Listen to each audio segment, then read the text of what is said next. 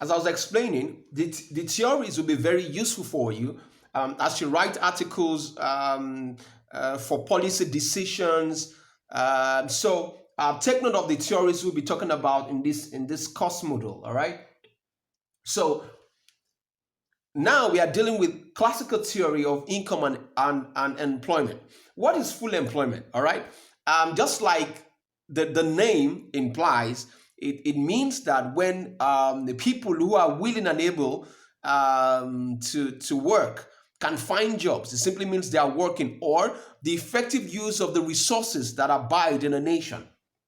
Now, according to Lerner, full employment is a situation in which all those who are able to and want to work at the existing rate of wage get to work without any due difficulty. Okay, like I mentioned before, people who are willing to work, they are able-bodied. All right, they can find jobs and they can work. All right.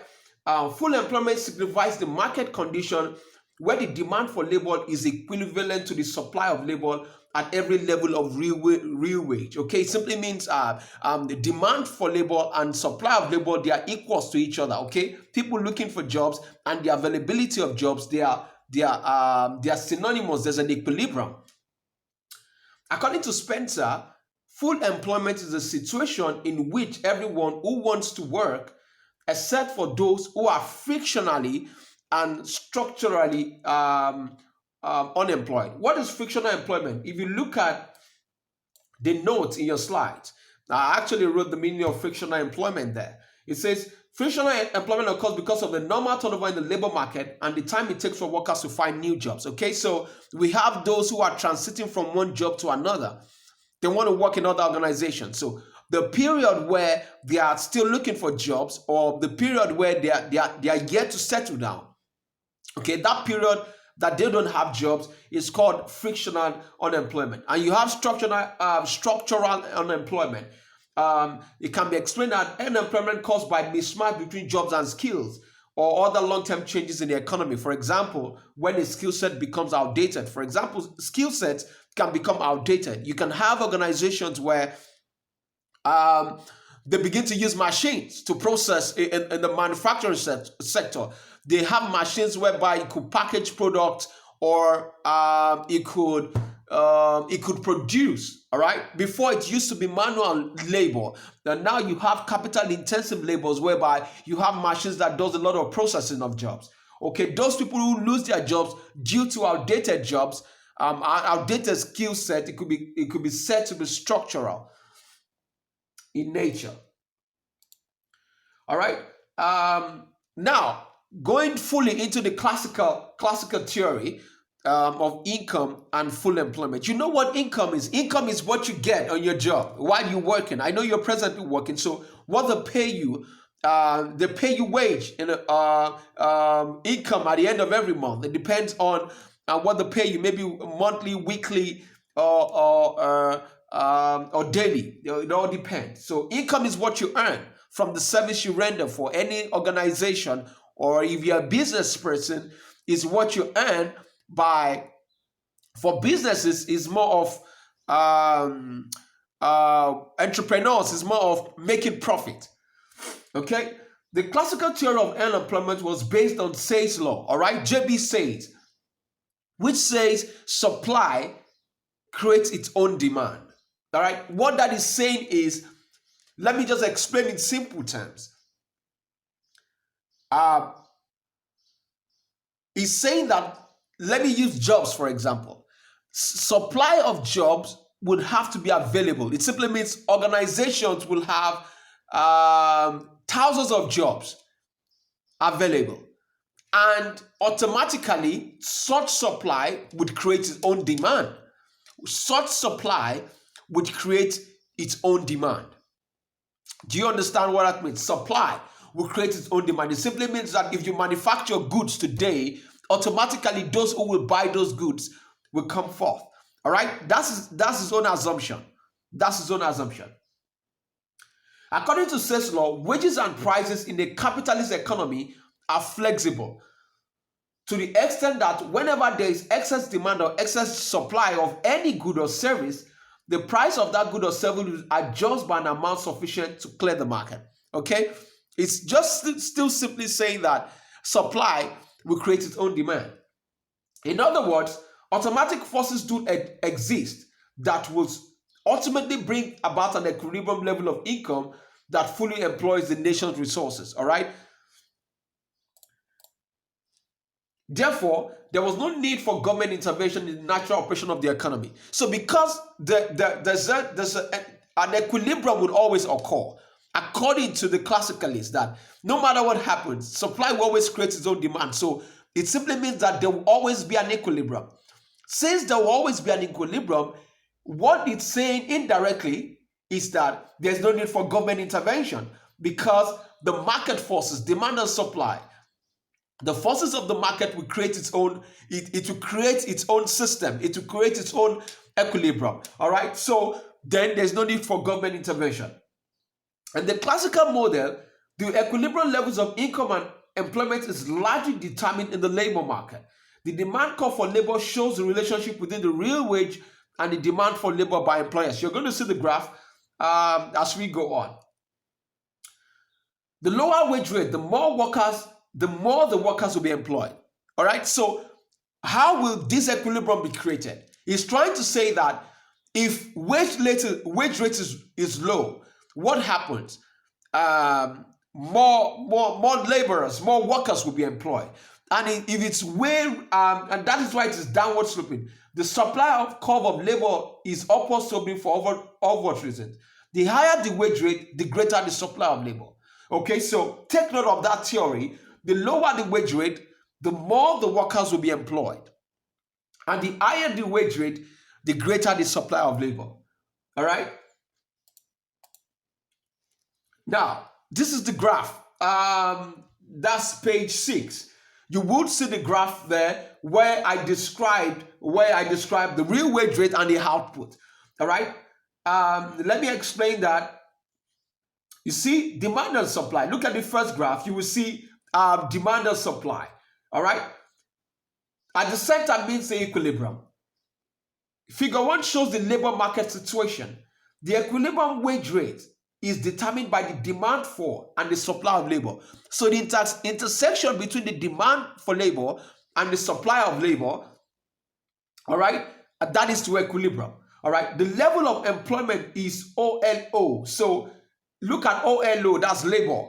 All right, that's the level of employment. And the lower graph shows the relationship between total output and the quantity of variable factor labor. Now look at the equilibrium, where you have demand for labor equals supply of labor. Trace that equilibrium down, you will have I'm going to read that. So I'm going to read the graph below. It says the graph actually shows the short-term production function, which may be expressed as quantity equals function of capital labor. K equals capital, L equals labor, where Q is the output. K is the fixed quantity of capital, and L is the variable factor labor. All right. Total output is OQ0 when OLO unit of labor are employed. All it's saying is that when demand of labor and the supply of labor is at equilibrium, automatically it simply means that output will be at equilibrium. It simply means that the nation's resources are fully employed. If the nation's resources are fully employed, what that is saying directly is that then economies could be said to be growing. All right, that is the assumption, because if the nation's resources are employed, all you are saying is that the production is at par, the production is at maximum, the nation's resources are fully employed. All right, that is the implication. So we'll go to the next one. The assumptions. Let's go to the assumptions. Rational man. Every man is rational and desires maximum satisfaction. It is true. The reason why we are working, or the reason why you are working, is for you to gain maximum satisfaction on your job, both in terms of income and in terms of job satisfaction. And job satisfaction can also come in terms of comfortability of the environment. Other remuneration aside what comes as your salary, you have other stipends, other allowances that comes.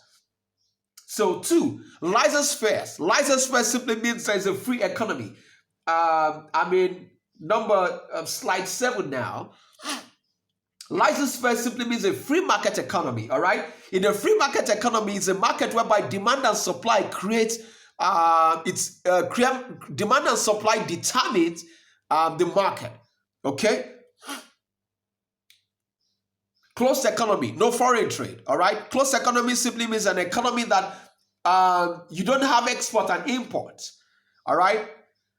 A perfect competition, everything is it's perfect in terms of, because demand for labor, demand and supply determines the market.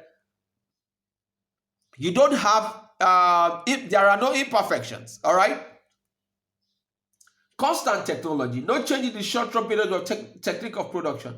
Money is only a medium of exchange. Flexibility of prices. One thing you must also take note of is, in the classicalist theory, in terms of income and full employment, one of the basic assumptions is that flexibility of prices. All right, flexibility of prices. Relationship between money and real wage rate. Direct and proportional relationship between money and real wages. All right, equality of savings and investment. Law of diminishing returns. Production is subject to the law of diminishing returns. All right. The next slide, the Keynesian theory of income and full employment. All right, so the Keynesian theory came up because they saw the disadvantages in the classicalists. They saw the inadequacies. They saw the unrealistic assumptions of the classicalists. And what the Keynesians were simply saying is that, hey, you are saying that there is no government intervention. You are also saying that market forces determines the way the economy, the system of the economy. But they said no, that is not the case, because at that time when the classicalists came up, they were only looking at the micro aspect of the economy. Sorry.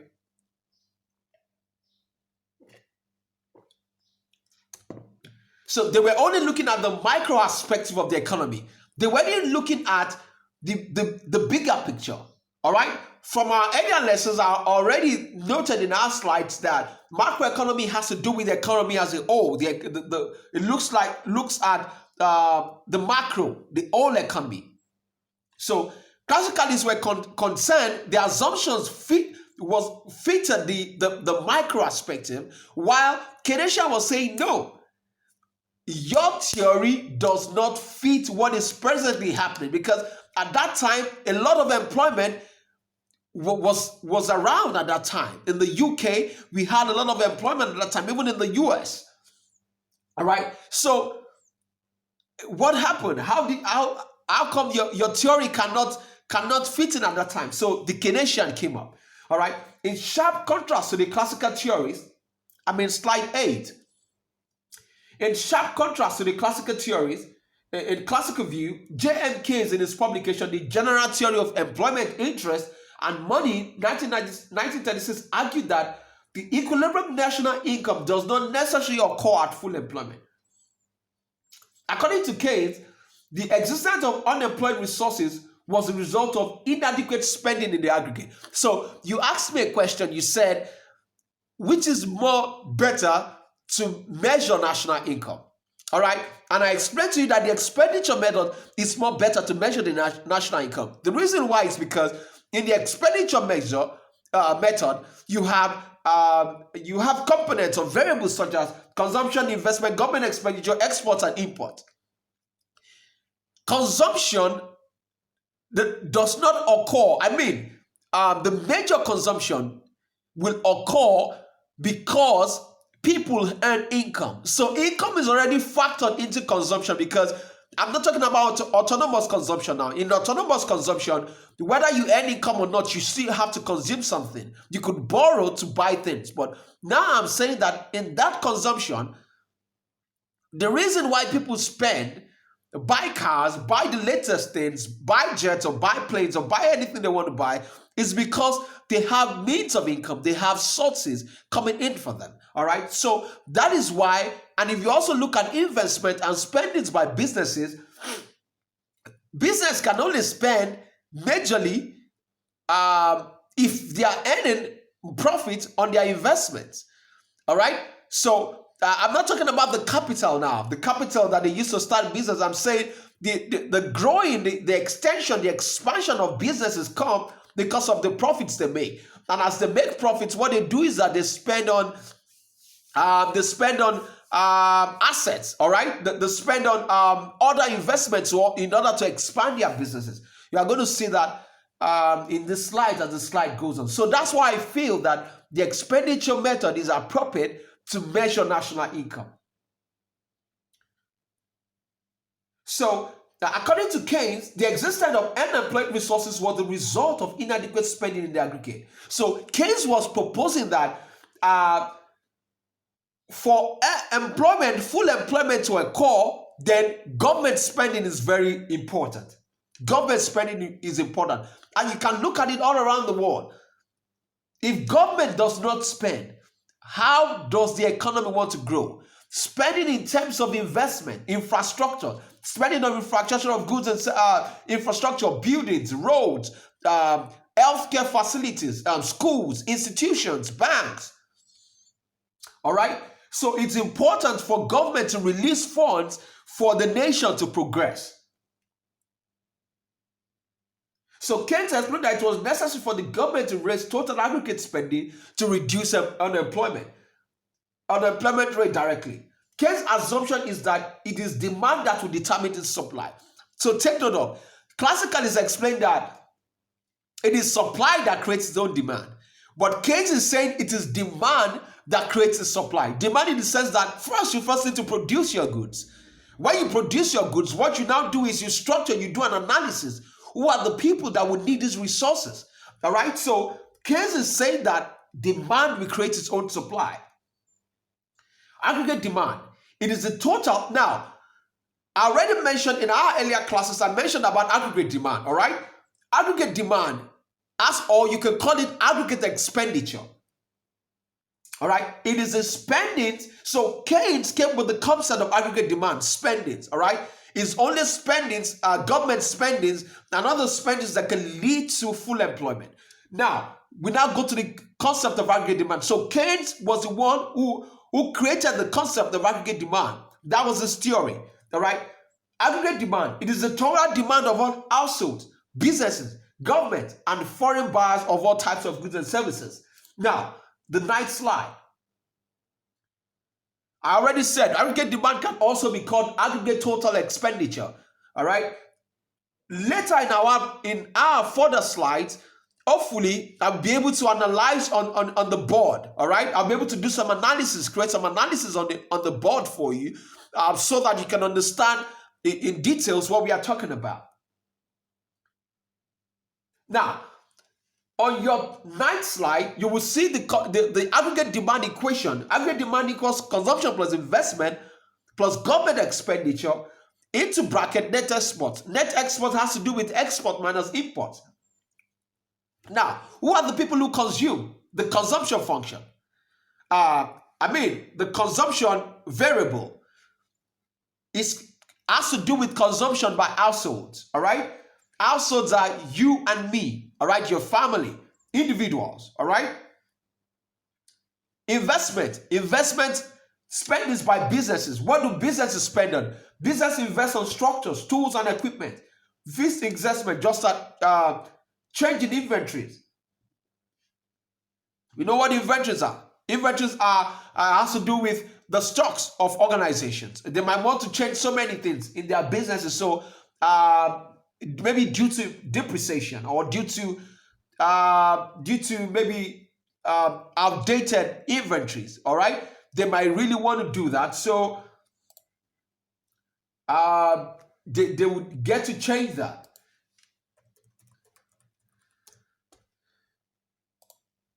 So exports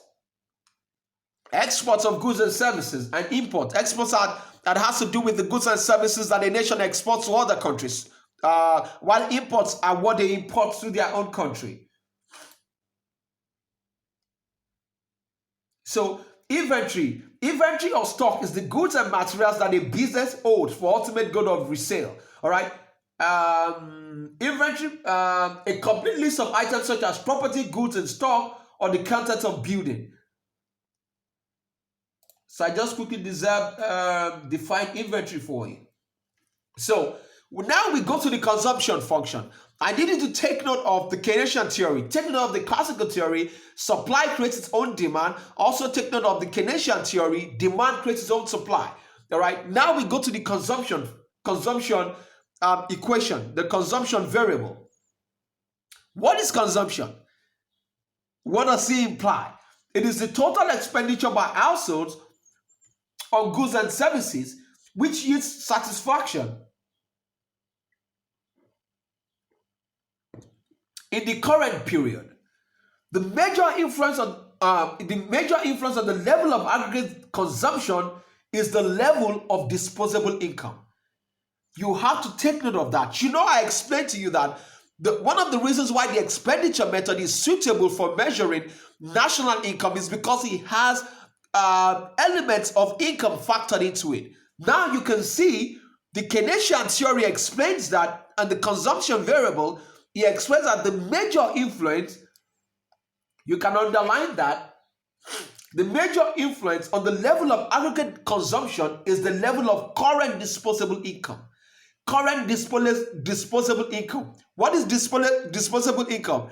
The disposable income is the amount you can spend after taxes has been deducted. Okay, the amount you are willing to spend, the amount that is available for you to spend after taxes has been deducted. Okay, so consumption and disposable income, they are related. Take note of that. Take note of that. An increase in disposable income will induce consumers to increase their total spending.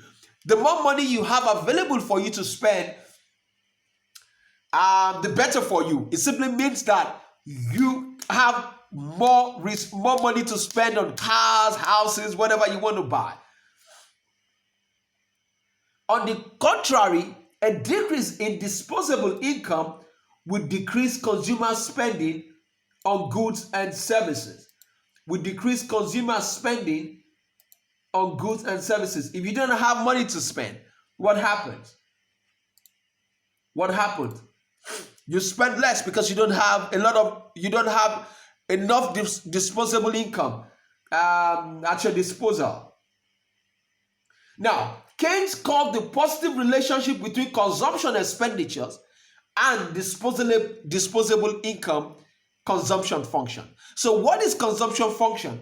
Consumption function has to do with the positive relationship that occurs between consumption expenditures and disposable income. Why is the relationship positive? A relationship is positive when something goes in the same direction. Something goes in the same direction. An increase in disposable income will lead to an increase in consumption. All right. A decrease in disposable income will lead to a decrease in consumption. That is why it is called a positive relationship. A positive relationship. That's why it's called a positive relationship. Then I must also let you know that consumption is the largest component of the aggregate demand function. Consumption is the largest component of the aggregate demand function. Households spend, what do households spend on? They spend on services, durable goods and non-durable goods. And if you look at, I already explained what durable goods are. Durable goods or hard good or consumer goods. Consumer durable good is a good that does not quickly wear out. For example, it simply means you don't use it once. Your computer, all right? Electronics, all right? You don't use it once. You use it for a long time before it wears out. Why? Non-durable goods are what you use at once, all right? It's gone. For example, if you buy vegetables, you're only cooking it once. It's out. If you pay your hospital bills, it's just once, all right? If you repair your car, you're just paying for it once. So still, now, I already explained that consumption function has to do with the positive relationship between consumption expenditures and consumption expenditures and disposable income. Now, let's go to the consumption function itself. The consumption function is any equation, table, or graph which shows the relation between consumers' disposable income and amount they plan or desire to spend on current period final goods and services. In Keynes' general theory, Keynes assumed that consumption is directly related to disposable income. Take note of that. Consumption is positively and directly related to disposable income. It's a theory. So let's assume that you're writing an article on something that has to do with does disposable income is it directly related to consumption in your economy? So you can find out the relationship between disposable income and consumption in your country, in Jordan. What you do is you now find out, does this theory, does it hold water? Is it true for my economy? If it is not true for your economy, you find out why. Why is it that even though the theory states that consumption and disposable income are directly related, why is it that it is not the same for your country? So what you'll be doing in your PhD will be related to all the theories you are going to learn in this module and in your micro. It will be related to all your theories. So you must remember all the theories. I'm going to also teach you economic growth. You have to remember all economic growth theories because they will be relevant for you in your PhD.